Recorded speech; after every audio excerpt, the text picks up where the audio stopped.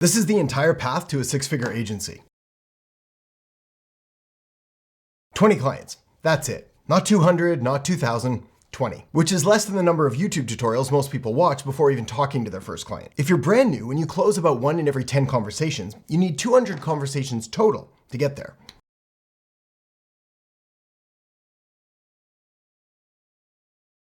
That's 8 conversations per week.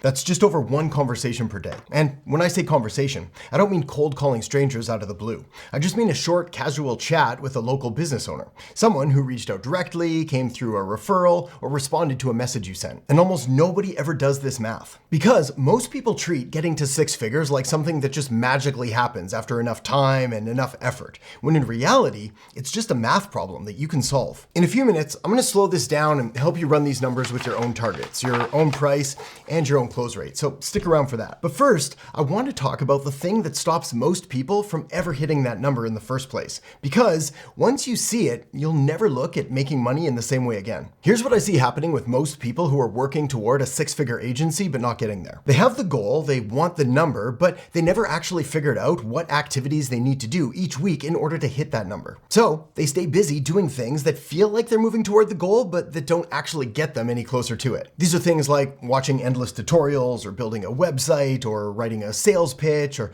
researching niches for the 100th time, thinking you're finally going to be able to decide between roofers and chiropractors and dentists or plumbers. And that's not laziness. It's just that nobody ever showed you what the goal actually looks like when you break it down into weekly actions. So you keep working hard without ever really knowing exactly what you need to do this week or this month to actually get there. That's the whole problem, and the math fixes it. I did this too, by the way. I spent way more time building things that didn't matter than I really should have, before I finally figured out what actually moves the needle. Fun fact, your logo doesn't get you clients. A brand new pitch deck doesn't get you clients. The perfectly worded website that you're worried about also doesn't get you clients. Conversations get you clients. Everything else is just entrepreneurial arts and crafts. And here's the other thing worth saying. You don't need to quit your job or completely clear your schedule to make this work. The math I showed you works in the margins of a normal life. 1 conversation a day is about 35 minutes. That's it, but let's get into that in a minute. Because first, I need to show you what actually makes these conversations feel hard, because it's not a lack of knowledge, and it's not a bad offer, and it's not the wrong niche. It's the moment where you tell a business owner what you do and what it costs, and then wait for their response. And that pause, that waiting for their response, is the longest 3 seconds of silence known to entrepreneurs, if you're not ready for it. Now, at first, that silence, that part, it is uncomfortable, especially the first time. I'm not gonna pretend that it's not. Full disclosure here, my first few conversations were not good. I stumbled through what I was offering. One business owner asked me a question I couldn't answer. I'm pretty sure I responded with something like, "Great question, let me circle back to that," which is basically just entrepreneur talk for I have absolutely no idea. But it was fine, because the conversation happened. I found out what I wasn't prepared for, and then I was prepared for it the next time. That one uncomfortable conversation taught me more than another 10 hours of research ever would have. And here's who you're actually talking to when you have these conversations. A restaurant owner whose phone rings during the dinner rush, and so the call just goes to voicemail. A plumber who misses 3 calls a day because he's on a job or stuck under a sink somewhere. And a dentist whose front desk doesn't follow up with patients who never rescheduled, and so they're just bleeding money every single day. These are not people that you have to convince that they have a problem. They already know they have a problem. You're just the person who's showing up with a solution. Knowing that changes the whole energy of the conversation. You're not a salesperson trying to extract money from someone who doesn't want to give it up.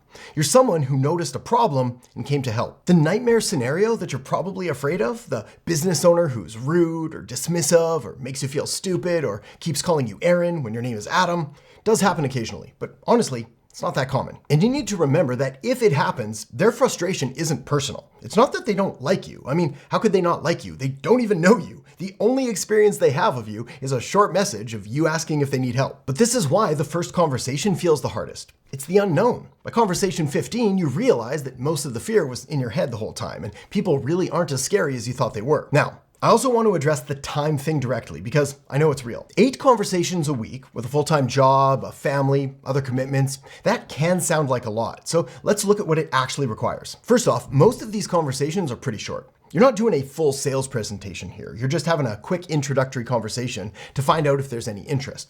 Call it 20 minutes per conversation, including the time to find the contact and reach out. 8 conversations, 20 minutes each, 2.5 hours a week, about 35 minutes a day. you can find 35 minutes a day. And here's the thing. You don't need to decide right now whether this business becomes your full-time business. All you need to decide is whether you're willing to have 8 conversations a week to find out if it works for you. Run the experiment first, make the bigger decisions after you have real data. Worst case scenario here, you've done something hard that most people never do, and you should feel proud of yourself. Best case scenario though, your life completely changes for the better and starts you down the path of complete time and location and financial freedom. This truly is one of those tiny little risk and pretty much unlimited reward situations, but in the end, it's up to you to decide just how much your goals mean to you. Now, earlier I showed you the math really quickly. Now, let's slow it down and run it properly, but with your numbers, not mine. If you can, grab something to write with. This is worth filling in yourself. Row 1, your monthly goal. Maybe it's 5,000 to start, maybe it's 10,000, maybe you're thinking bigger. Whatever the number is, write it down. Not the polite number, the number that would actually make you stop and think, okay, that would change things. Row 2, this is your price per client. If you're offering something like an AI receptionist service where you set up a system that answers calls and follows up with leads automatically, or review automation where clients start getting a steady stream of new Google reviews without doing anything themselves, those services, local businesses are happily going to pay you $300 to $500 a month for, so write down what you charge. Now, divide row 1 by row 2. That's how many clients you need to hit that number. Row 3 is your close rate. Now, if you're brand new, just use 10%. If you've already had a few conversations though, use 15 or 20%. Then divide your client number by that and you've got the total number of conversations you need to have. Then divide that by 26 weeks, which is 6 months, and that's going to tell you how many conversations you need to have each week and each day. What you just did is something that most people working toward this goal never actually do.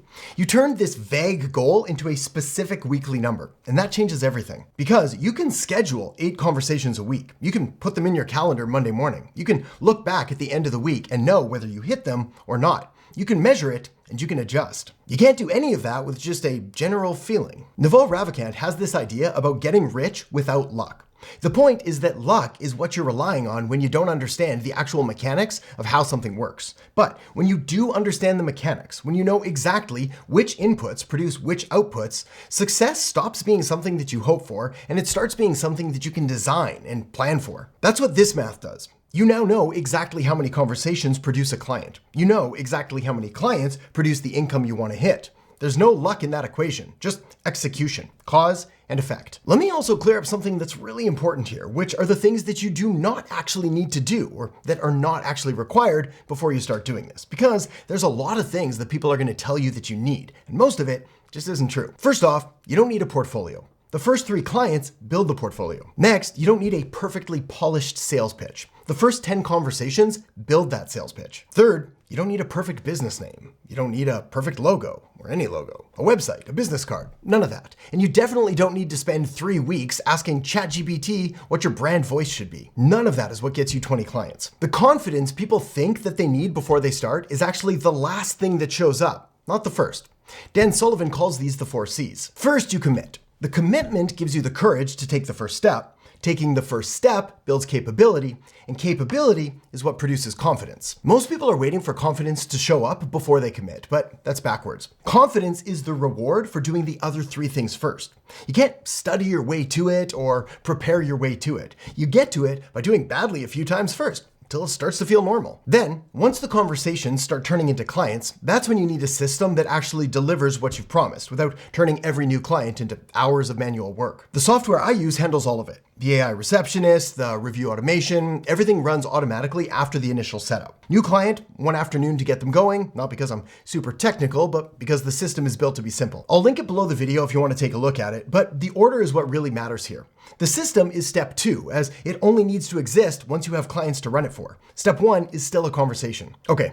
There's 2 things that I want to be straight up with you about before you go do this. First, the math assumes that you're having real conversations with real business owners. Not planning to, not thinking about it, but actually having them. Do that consistently and the math plays out. Don't do it and it doesn't.